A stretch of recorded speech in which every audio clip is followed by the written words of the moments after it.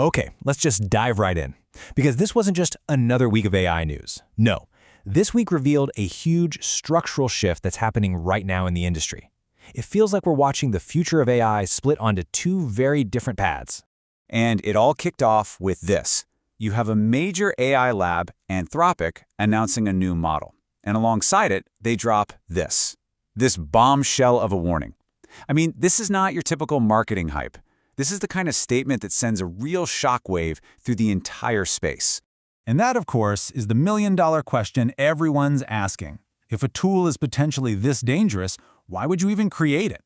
Well, the answer really gets to the heart of the intense, competitive pressure cooker these labs are operating in, pushing them right to the absolute edge of what's possible. All right, so let's get into it. The model causing all this alarm is an unreleased AI called Claude Mythos. And the story behind it is pretty fascinating. Now here's the wild part. Anthropic says they never actually trained Mythos to be a cybersecurity tool. They just trained it to be an absolute genius at writing and understanding code. But as a kind of accidental side effect, it became an incredibly potent cyber weapon. And this chart just brilliantly shows you the insane leap in power we're talking about. On a key cybersecurity test, Anthropic's previous model, Opus 4.6, scored around 66%. But Mythos? It jumped to over 83%. You know, that's not just an improvement, that's a whole new level of the game. And listen, these are not some theoretical problems. This model, on its own, went out and found critical security holes that have been hiding in plain sight for decades. A 27-year-old flaw in OpenBSD, one of the most secure systems on the planet.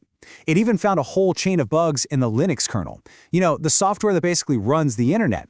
This is the foundational stuff we all rely on. So what did they do? And this is the crucial point. They locked it down. Instead of a big, flashy product launch, they're treating Mythos like a controlled weapon, but for defense. They're handing it to a small group of trusted experts to basically go and patch up the internet's holes before someone else builds a similar AI and uses it for a not-so-good purpose. But a move this big, well, it naturally raises a huge question.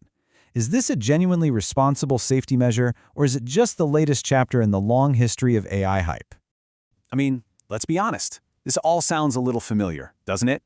Back in 2019, OpenAI said its GPT-2 model was too dangerous to release. Remember that? And we all remember the sentient AI claims. So you can see why some critics are looking at this and thinking it's a classic boy who cried wolf situation. And really, you can look at this in two totally different ways. On one hand, it's a brilliant marketing move, right? It immediately positions Anthropic as having the most powerful AI on the planet. But on the other hand, looking at the evidence, it could absolutely be a genuinely responsible decision to prevent total chaos. The truth is probably somewhere in the middle. But hold on, that's not the whole story. Not even close. Because while the entire world was focused on the AI we can't use, another incredibly powerful model was quietly released for everyone.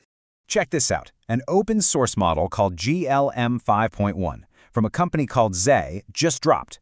And on a key coding benchmark, it actually scored higher than the best closed models from both OpenAI and Anthropic. An open model just beat the closed giants at their own game. That is huge. And this is just the perfect counterpoint to the whole Mythos story. It is proof that innovation isn't just happening behind the fortified walls of these big frontier labs. The global open-source community isn't just keeping pace. In some areas, they're actually leading the charge. And the progress for all of us, the public, it doesn't stop there. Several other major updates were released this week that put more power, more creativity, and more intelligence directly into your hands. So, for example, Meta released its new Muse Spark model. It's super powerful, really efficient, though interestingly, it's not open source, which is a bit of a change of pace for them. At the same time, Google rolled out these interactive simulations for Gemini, which lets you actually visualize and play with data in whole new ways. And maybe the biggest news for creators, Seedance 2.0, that amazing AI video generator everyone's been waiting for, is finally available for everyone in the US.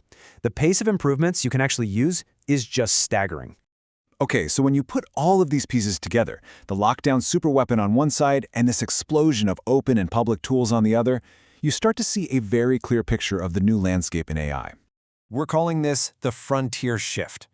For years, it really felt like AI progress was a single race. But now, that cutting edge is fracturing. It's splitting into two parallel frontiers, each one being driven by different needs. one by security and specialization, and the other by public access and broad innovation. So on one path, you have the restricted frontier. These are the models like Mythos, highly specialized, incredibly powerful, and locked down for very serious, high-stakes tasks. And on the other path, you have the public frontier.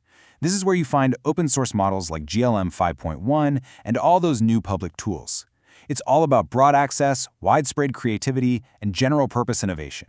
And that really leaves us with the big question, doesn't it? As these two frontiers accelerate and get further and further apart, which one is ultimately going to shape our future more? Will it be the lockdown power of the few or the distributed innovation of the many?